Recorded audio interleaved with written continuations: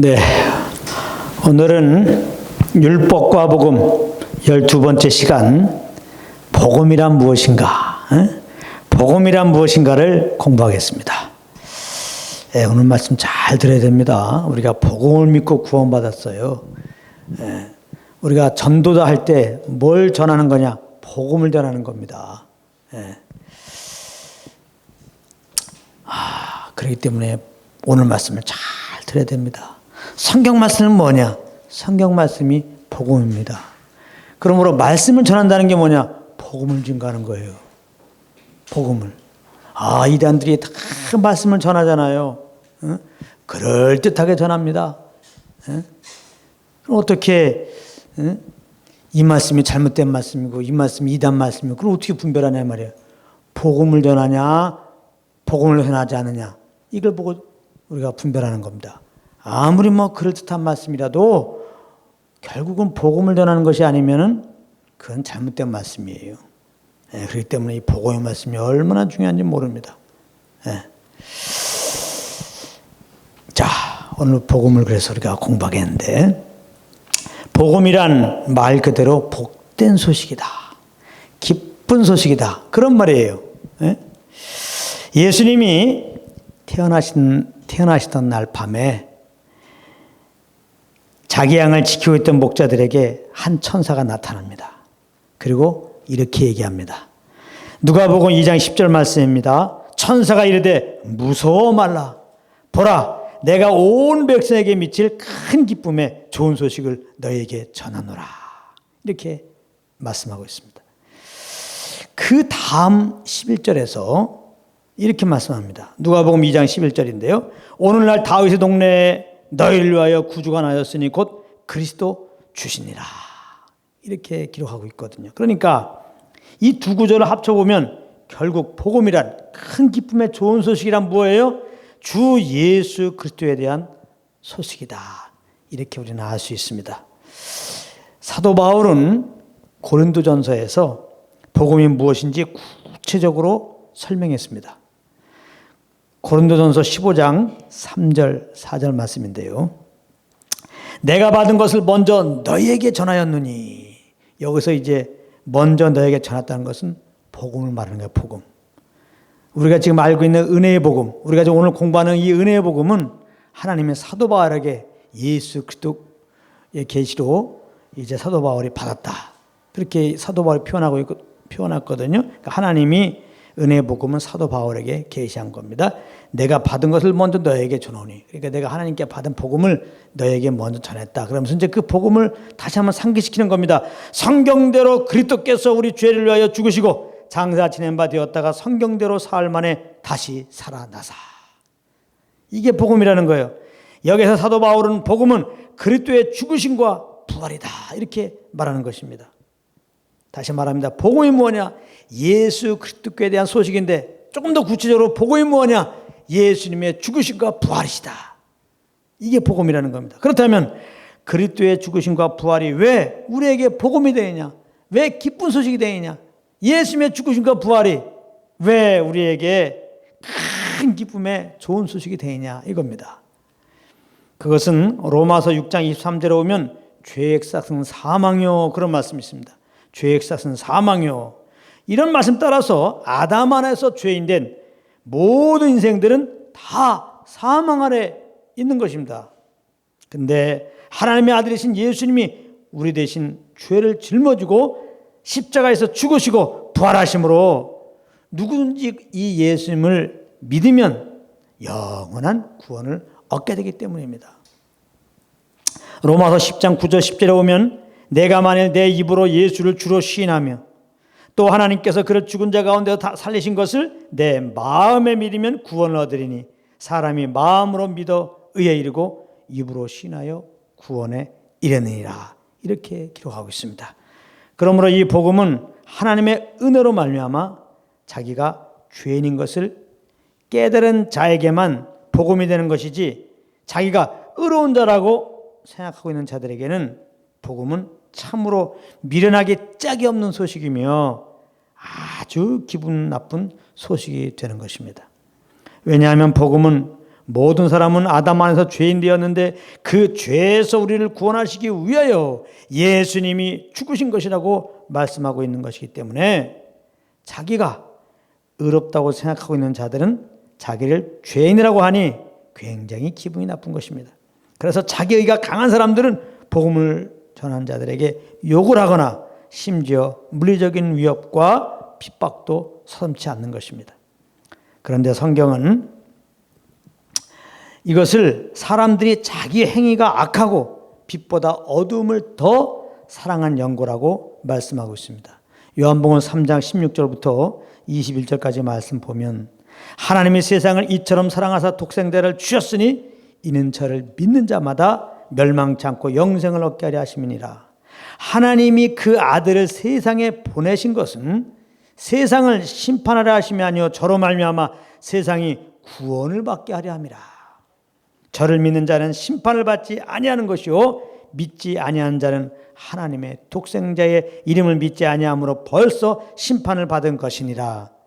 그 정죄는 이것이니 곧 빛이 세상에 왔으되 사람들이 자기 행위가 악함으로 빛보다 어둠을 더 사랑한 것이니라. 악을 행하는 자마다 빛은 미워하여 빛으로 오지 아니하나니 이는 그 행위가 드러날까 하며 진리를 쫓는 자는 빛으로 오나니 이는 그 행위가 하나님 안에서 행한 것임을 나타내려 함이라 하시니라. 이렇게 말씀하고 있습니다. 자, 그렇다면 이 땅에 과연 의인이 있는가? 물론 없습니다. 하나도 없습니다. 성경이 그렇게 말씀하고 있습니다. 로마서 3장 9절 10절에 보면 유대인이나 헬라인이나 다 죄 아래 있다고 우리가 이미 선언하였느니라. 기록한 바 의인 없나니 하나도 없으며 이렇게 분명하게 말씀하고 있습니다. 성경이 그렇다면 그런 거예요. 로마서 3장 23절에 모든 사람이 죄를 범하였음에 하나님의 영광에 이르지 못하더니 그랬습니다. 모든 사람들이 죄를 범하였으니 성경은 이렇게 분명하게 모든 인생들은 죄인이라고 선언하고 있는데 그래도 나는 의롭다 라고 주장하는 자들이 있어서 하나님은 죄인인 것을 깨닫게 하기 위해서 율법을 주신 것입니다. 율법을 주신 이유를 로마서 3장 20절은 이렇게 말씀합니다. 그러므로 율법의 행위로 그의 앞에 의롭다 하심 얻을 육체가 없나니 율법으로는 죄를 깨달음이라. 분명히 말씀하고 있죠. 율법으로는 죄를 깨달음이라. 율법을 지켜서 의롭다함을 얻어라 구원받으라 그런 목적으로 준 게 아니에요. 우리는 연약하기 때문에 율법을 절대 지킬 수 없습니다. 그런데 지킬 수 없는 거룩한 하나님의 법을 신령한 하나님의 법을 왜 주셨느냐? 죄를 깨닫게 함이라는 거예요. 이 하나님의 법을 두지 않으면 자기가 죄인인지를 몰라요. 죄를 범하고 있어도 하나님의 법을 딱 가져야 될 때 그 앞에서 자기가 죄인인 것을 깨닫게 되는 거죠. 그래서 죄를 깨달은 자들이 구원의 필요성을 느끼고 예수께 나와서 믿음으로 의롭다함을 얻도록 하기 위한 것입니다. 그러니까 율법 주신 두 번째 이유가 되는 겁니다. 첫 번째는 죄를 깨닫게 함이고 두 번째는 죄를 깨닫고서 이제 구원의 필요성을 느끼고 예수께 나와서 예수 믿고 의롭다함을 얻게 하기 위해서 율법을 주신 것입니다. 갈라디아 3장 24절 말씀에 이같이 율법이 우리를 그리스도에게로 인도하는 몽학선생이 되어 우리로 하여금 믿음으로 의롭다함을 얻게 하려 함이니라.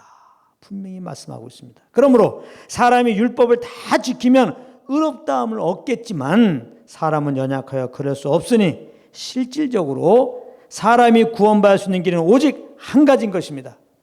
그것은 주 예수님을 구주로 영접하는 것입니다. 로마서 3장 21절부터 24절에 잘 나와 있습니다. 이제는 율법 외에 하나님의 한 의가 나타났으니 예수 그리스도를 말하는 것입니다. 율법과 선지자들에게 증거를 받은 것이라 곧 예수 그리스도를 믿음으로 말미암아 모든 믿는 자에게 미치는 하나님의 의인이 차별이 없느니라 그랬습니다. 모든 사람이 죄를 범하였으며 하나님의 영광에 이르지 못하더니 그리스도 예수 안에 있는 구속으로 말미암아 하나님의 은혜로 값없이 의롭다 하심을 얻은 자 되었느니라. 계속해서 예수 그리스도를 믿음으로만 우리가 구원받는 것을 분명히 말씀하고 있습니다. 사도행전 4장 12절에도 보면 다른 이로서는 구원을 얻을 수 없나니 천하 인간의 구원을 얻을 만한 다른 이름을 우리에게 주신 일이 없음이니라 하였더라.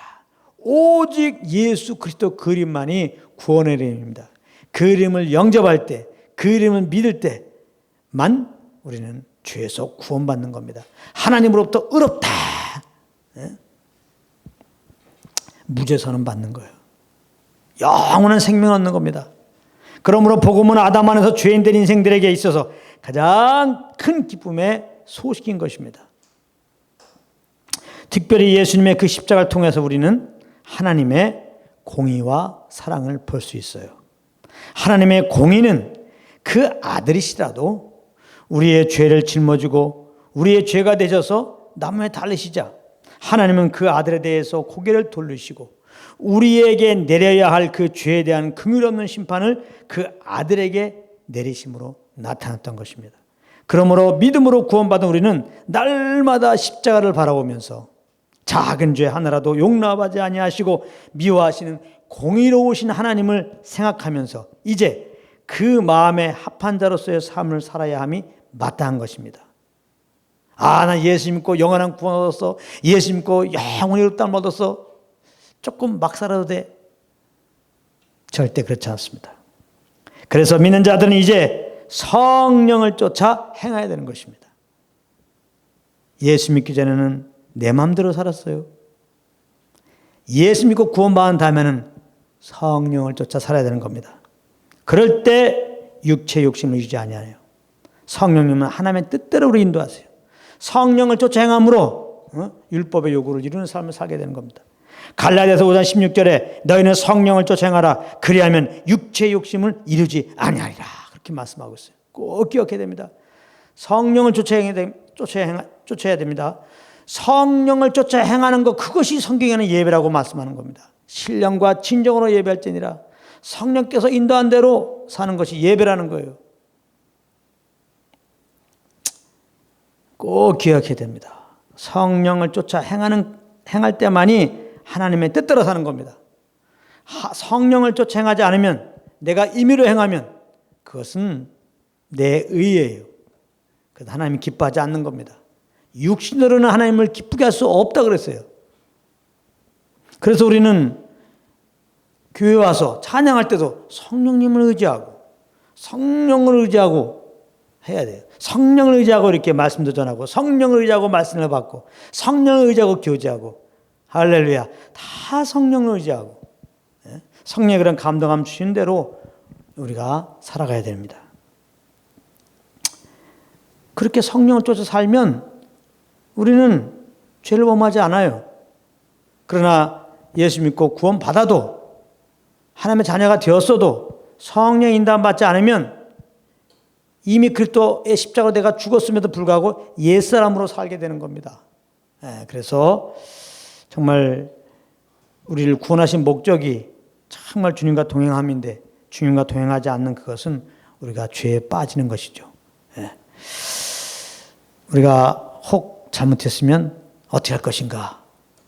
우리가 잘못한 것 때문에 또 정죄받고 지옥 가는 거 아닌가? 그렇지 않습니다. 그리스도 예수 안에는 결코 정죄함이 없어요. 결코 정죄함이 없다고요. 정죄라는 것은 유죄선언이에요. 넌 죄가 있다. 그래서 죄의 형벌을 받아라. 심판 받고 지옥 가거라. 다시는 없습니다. 예수님이 그 죄의 형벌을 다 받으셨어요. 십자가에서. 이제 우리가 예수 믿으면 영원한 구원 받은 거예요. 이제 예수 믿고 구원 받은 우리들은 영원한 생명 얻었어요. 하나님이 우리 영원한 아버지가 되셨고 우리 영원한 하나님의 자녀가 된 겁니다. 예수 믿는 사람들은 그 믿음으로 천국에 가는 겁니다. 할렐루야. 이거는 아무 문제가 없어요. 이거는 결단코 이 예수 믿음으로 하나님과 우리와의 아버지와 자녀 관계 이거는 끊어지지 않아요. 근데 이제 우리가 잘못하게 되면 하나님과 교제 관계가 끊어져요. 교제 관계가. 그죠? 그렇기 때문에 우리가 잘못하면은 성령님이 또 알려줘요. 성령님이 이렇게 알려준다고. 그러면 그거에 대해서 잘못했습니다. 자백만 하면 돼요. 만일 우리가 우리 죄를 자백하면 저는 미쁘시고 의로우사 우리 죄를 사하시며 모든 불에서 깨끗하게 하신다 그랬어요. 그냥 잘못했습니다 그러면 돼요. 그리고 다시 아버지께 나아가면 돼요. 그럼 예수의 편에서 이미 용서하고 정말 교제하길 원했던 아버지께서 어서 와서 와라. 하나님이 안아주시는 것입니다. 절대 우리가 정죄받으면 안 돼요. 그래서 또 이제는 회개한 다음에 자백한 다음에 이제 우리의 자백을 받으신 아버지의 손잡고 또 성령을 쫓아 그렇게 살아가면 되는 겁니다. 그리고 하나님의 사랑은 죄인된 우리를 살리려고 그 사랑하는 독생자를 십자가에 아낌없이 내어주심을 통하여 나타난 것입니다. 우리가 하나님의 공의를 살펴봤고 지금 하나님의 사랑은 십자가를 통해서 나타난 걸 말씀하고 있는데 로마서 5장 8절에 잘 말씀하고 있어요. 우리가 아직 죄인 되었을 때 그리스도께서 우리를 위하여 죽으심으로 하나님께서 우리에게 대한 자기의 사랑을 확증하셨느니라. 얼마나 우리를 사랑하였으면 죄인 된 우리를 사랑하였으면 그 사랑 아들을 우리 대신 십자가에서 못 박으셨겠냐고. 그러니까 우리의 가치는 그 아들의 가치예요. 자존감을 가지시기 바랍니다. 할렐루야. 하나님이 이처럼 우리를 사랑하신다는 사실. 그래서 믿음으로 구원받은 우리는 날마다 십자가를 바라보면서 이 죄인된 우리를 위해서 그 사랑하는 아들을 아낌없이 내어주신 그 하나님의 사랑을 생각하면서 이제 그 마음의 합한 자로 살아가야 함이 이제 마땅한 겁니다. 막 사는 게 아니에요.